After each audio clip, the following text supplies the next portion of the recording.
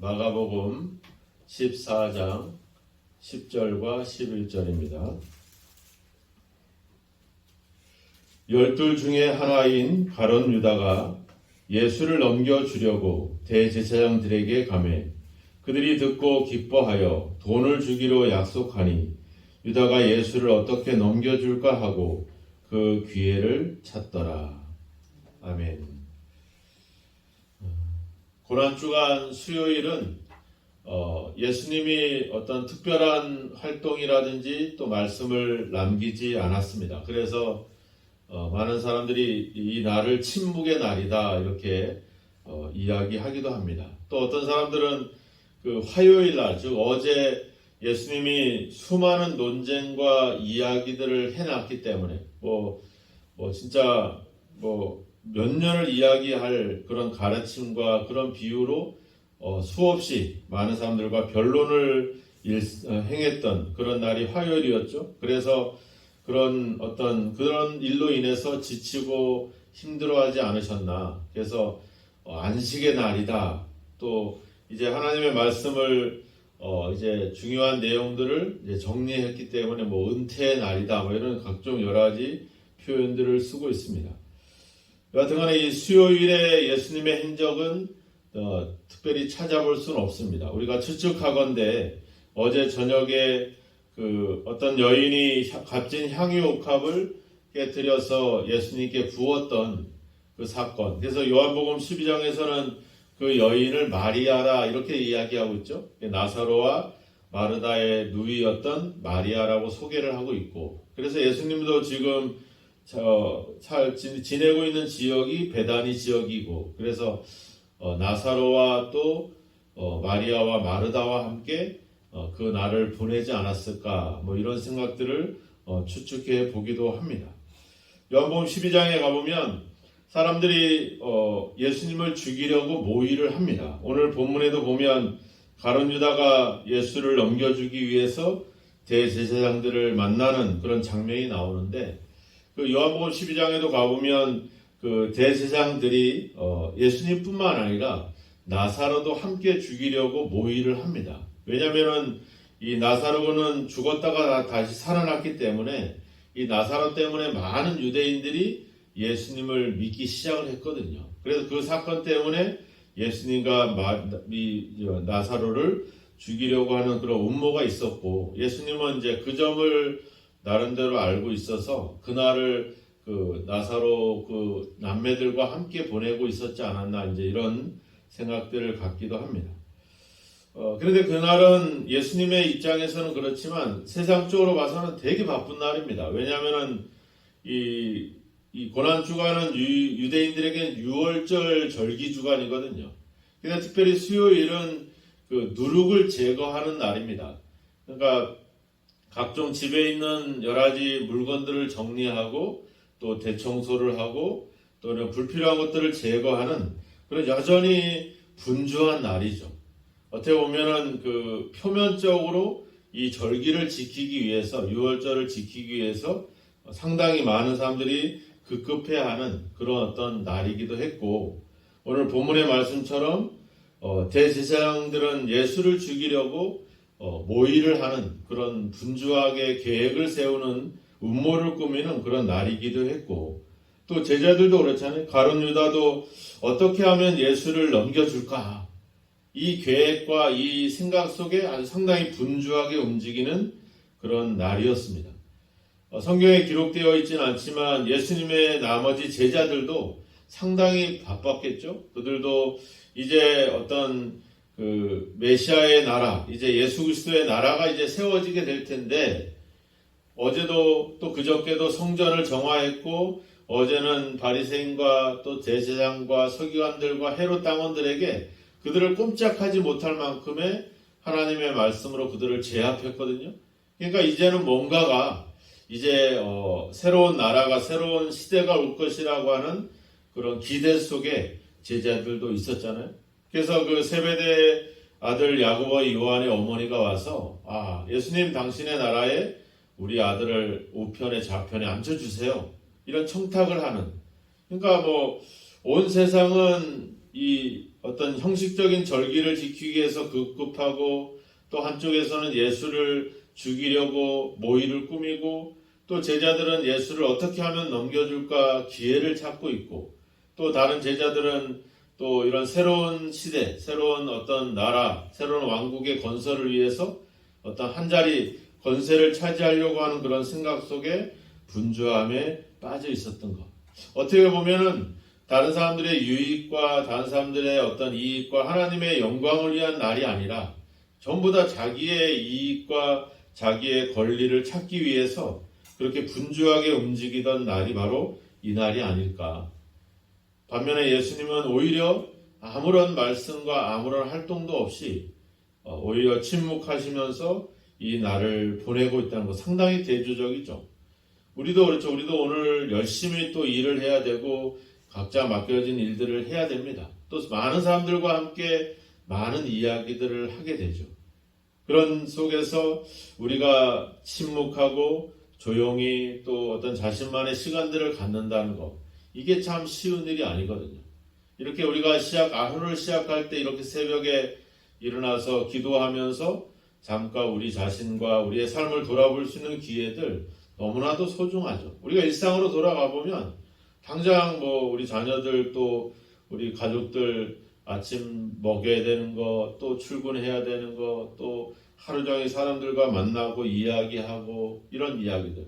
교회도 그렇죠. 교회도 얼마나 정신이 없습니까? 그냥 어떻게 하면 이런 코로나 상황에서 살아남기 위해서 끊임없이 많은 일들을 생각하고 계획해야 된다라고 하는 것. 이런 분주함 속에서 우리가 조용하게 자신만의 시간을 갖고 조용하게 지낼 수 있다는 것. 이게 참 어려운 거거든요.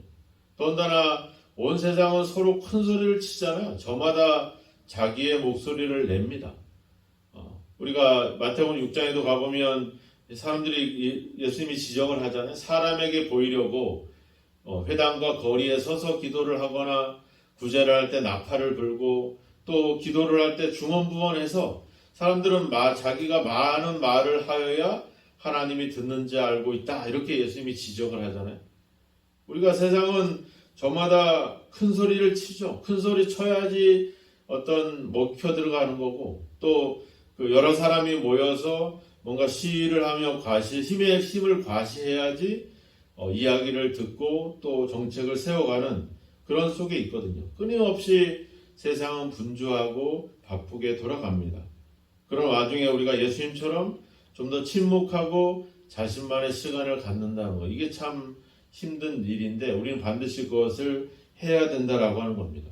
요한복음 8장에도 가보면 많은 사람들이 그 가늠한 여인을 데려다가 어떻게 할 것이냐, 돌로 칠 것이냐 말 것이냐 예수님께 이야기를 하죠. 그럴 때 예수님이 뭐라 그래요? 별로 이야기하지 않죠. 그냥 조용히 땅바닥에다가 뭐를 썼는지 모르겠는 낙서를 하시죠. 그리고 너희가 죄 없는 자가 돌로 먼저 쳐라, 이 말씀 한마디. 우리는 어떻게 보면 많은 말을 하는 것보다는 꼭 필요한 말을 하는 것이 중요하지 않겠나 이런 생각들을 갖습니다. 마태복음 27장에 가보면 이제 예수님이 빌라도 법정에서 이제 신문을 당하게 되죠. 그때 수많은 사람들이 와서 예수님이 어떻게 율법을 어겼고 하나님을 모독했으며 그가 자칭 그리스도라고 하면서 사람들에게 소동을 일으켰던 많은 증거들을 가지고 이야기를 합니다. 그런데 예수님이 조용하고 있는 거예요. 그러니까 빌라도가 물어보죠. 아니 얼마나 많은 것으로 증언하는지 지금 당신이 듣고 있지 않습니까? 어떻게 한마디도 대답을 하지 않습니까? 오히려 그렇게 가만히 침묵하고 있는 예수님을 보면서 빌라도는 그 성경에 보면 크게 놀랐다 이렇게 표현을 하고 있거든요. 그러니까 큰 소리를 치고 어떤 큰 힘을 과시하지 않고 오히려 침묵할 때 그때 더 우리가 어떤 힘을 발휘하는 그런 모습을 보여주고 있죠. 우리가 바로 직전에 전날 밤에 어떤 여인이 향유를 예수님의 머리에 부었을 때 그 가룟 유다가 뭐라고 그랬어요? 이 향유를 300데나리온에 팔아 가난한 자들에게 줄 수 있었겠도다 하면서 큰 소리 떵떵 치죠. 베드로가 이제 내일이면 이제 최후의 만찬을 나눌 때도 뭐래로 나 다 주를 버려도 저는 주를 버리지 않습니다. 내가 죽을지언정 주를 떠나지 않겠습니다. 이렇게 큰 소리를 칩니다. 그러니까 저마다 이렇게 소리를 내는 시대 속에서 그렇게 그것이 힘인 것이냐, 그것이 신앙인 것이냐 떠들어대는 시대가 있다라고 하는 거죠. 제가 말씀을 보니까 어떤 예화가 하나 나오더라고요. 북유럽의 어떤 성당에 예수님의 조각상이 있었습니다. 수많은 사람들이 그 조각상 앞에 나와서 많은 이야기들을 가지고 기도를 하는 것을 보면서 그 성당을 지키는 문지기가 소원을 예수님께 이야기합니다. 예수님, 나도 그 예수님이 서 있는 그 자리에 제가 하루만이라도 좀 서 있고 싶습니다. 이런 기도를 올리죠. 그러자 이제 응답이 왔습니다. 그래, 그러면 하루만 내 대신 거기에 있어 서봐라. 대신 한 가지 조건이 있는데 아무 말도 하지 마라. 침묵해라. 그걸 지키면 된다. 그래서 이 문지기가 그렇게 하겠습니다. 그래서 그 예수님의 동상 대신 이제 자신이 서 있게 됩니다. 수많은 사람들이 와서 이제 기도를 하는 거죠. 어떤 부자가 와서 기도를 합니다. 돈가방을 들고 와서 오늘 자기가 이제 도박을 하게 될 텐데 이 돈보다 몇 배나 더 많은 돈을 벌게 해주세요. 하면서 그렇게 기도하고 가는데 돈가방을 놓고 간 거예요. 이 사람이 이야기를 해주고 싶죠. 야, 저거 돈가방 가져가야 되는데 저걸 가져가야지 돈을 벌 수 있지 않나? 근데 이 사람은 그냥 가버린 거예요. 답답하지만 예수님과 약속했잖아요. 자기가 한마디도 하지 않겠다고 약속했기 때문에. 근데 그 다음에 이제 농부가 온 거예요. 가난한 농부가 와서 또 기도를 합니다. 예수님, 우리 아내가 큰 병이 들어서 이 병을 고쳐야 되는데 돈이 없습니다. 돈을 좀 주십시오. 막 기도하고 났는데 가방이 있는 거예요. 돈이 잔뜩 들은 거죠. 예수님이 나의 기도를 응답하셨다. 이 돈가방을 들고 갑니다. 이 사람 답답하죠. 저게 자기 게 아닌데 그 사람이 두고 간 건데 얘기하고 싶지만 예수님과 약속했기 때문에 말을 못합니다. 어느 청년이 들어왔어요. 이제 자기가 큰 배를 타고 멀리 고기를 잡기 위해서 이제 가는데 안전하게 자기를 지켜달라고 그렇게 기도를 합니다. 그때 이제 처음에 기도했던 그 부자가 뛰어들어와요. 그러면서 이 청년을 붙잡고 네가 내 돈가방을 가져가지 않느냐 하면서 이 청년과 실갱이를 하고 청년을 붙잡습니다. 막 경찰서에 데려가야 되겠다. 이 청년은 내가 이제 배 시간이 됐기 때문에 저를 빨리 보내주셔야만 됩니다. 저는 그런 돈가방을 가져가지 않았습니다. 막 이렇게 얘기해요. 이 사람이 지켜보다가 너무 답답해가지고 그냥 말을 해버립니다. 이 돈가방은 여차치에서 농부가 가져갔고 이렇게 이 청년은 빨리 배를 타야 된다. 그래가지고 문제가 해결이 됐어요. 돈가방을 가져갔던 농부에게 다시 돈가방을 되찾고 부자는 부자대로 청년은 청년대로 갑니다. 그러자 이제 예수님과 약속을 어겼잖아요. 침묵을 하기로 했는데 안 했으니까. 그래서 예수님이 이제 야단을 치죠. 근데 그 문지기가 그러죠. 제가 무슨 잘못한 일이 없지 않냐. 내가 정당하게 잘못한 걸 바로 잡아줬고 서로 오해가 풀리도록 이렇게 해서 그 청년은 배를 타게 하지 않았냐. 이랬을 때 예수님이 그 문지기에게 때로는 우리가 아무 말도 하지 않는 거. 내가 왜 침묵하는지를 그걸 너희가 알았으면 참 더 좋았었겠다. 그래서 왜 그러냐 했더니 어차피 그 부자는 그 돈을 도박으로 다 날릴 돈이고 농부는 그 돈이 있었으면 자기의 아내를 병을 고칠 수 있었을 테고 그 청년은 그 배를 타지 않았으면 그 풍랑 속에 죽지 않았을 텐데 네가 그렇게 떠들어대는 바람에 모든 게 다 숲으로 돌아갔다. 이렇게 이야기를 하죠. 그 예화가 이제 말씀을 준비하면 잠깐 봤는데 때로는 우리가 무슨 이야기를 하고 답답하고 속상하고 내가 뭔가를 꼭 이야기해주고 싶은 때가 있다 할지라도 우리가 침묵하는 것이 오히려 더 힘을 발휘할 수 있는 그런 것이 아닌가. 우리가 새벽에 비가 왔잖아요. 비가 와서 이제 오늘 날씨가 흐리겠다. 참 이렇다 생각하지만 우리는 그럼에도 불구하고 태양이 있다는 걸 알잖아요. 그죠? 해가 반드시 비친다는 걸 알아요.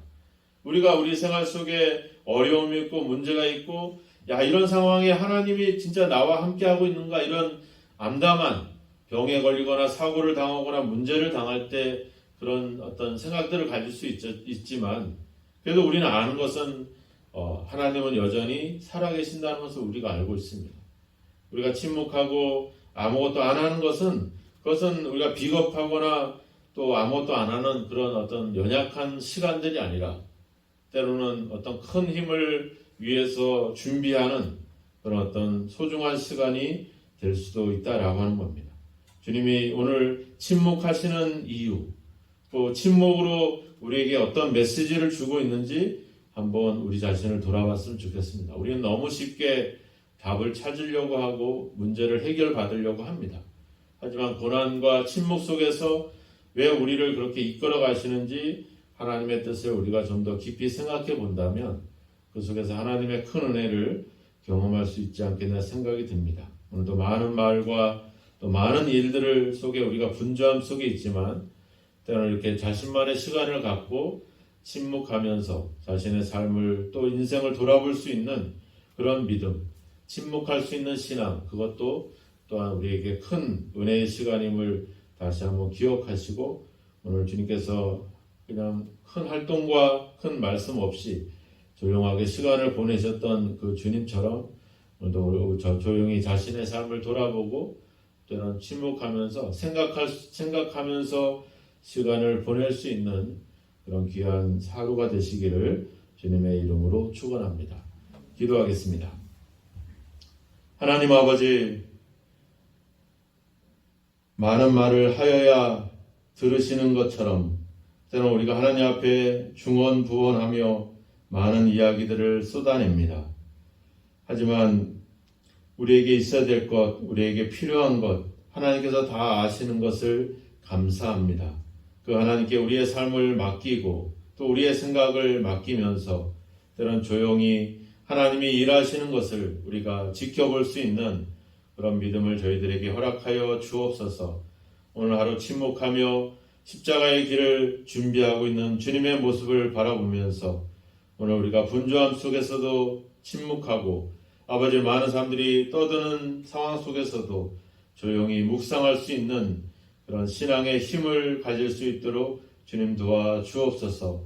혼자만의 시간을 통해서 우리의 인생을 돌아보고 하나님과의 관계를 깊이 생각할 수 있는 소중한 믿음의 시간들을 가질 수 있도록 오늘도 성령으로 우리를 이끌어 주시고 함께 하옵소서. 말없이 조용히 주님을 향하여 드리는 우리 성도들의 기도와 아버지 신앙의 고백을 받아주시고 오늘도 묵묵히 아버지 조용히 우리의 삶을 이끌어 주시는 그 주님의 사랑을 깊이 생각할 수 있는 또 그 은혜에 깊이 감사할 수 있는 소중한 날로 우리를 인도하여 주옵소서.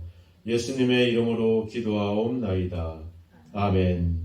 하늘에 계신 우리 아버지여, 이름이 거룩히 여김을 받으시오며